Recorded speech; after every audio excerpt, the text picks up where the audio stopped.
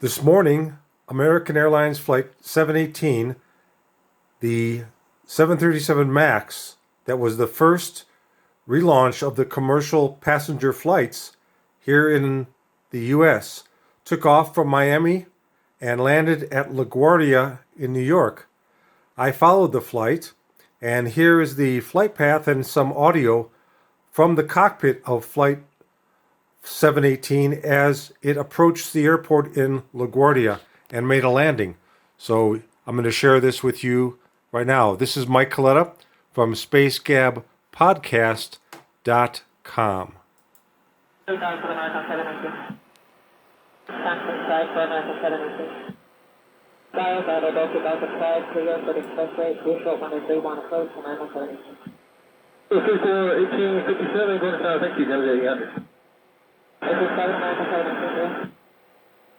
Towers American American 718, expressway diesel 121. Towers American American 718. That's 85 on a 31 for the climb.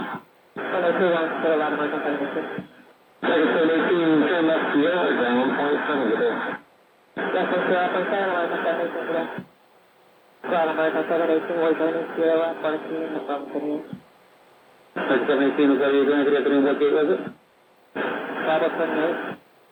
Okay, you can make a left there on Papa, join Bravo, and Juliet Brilliant.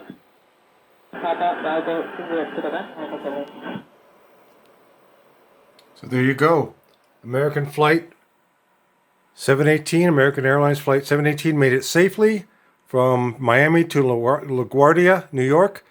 The first Boeing 737 MAX that resumed commercial passenger flight this morning.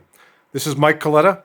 You can hear my Space Gab podcast at www.spacegabpodcast.com. Thanks a lot.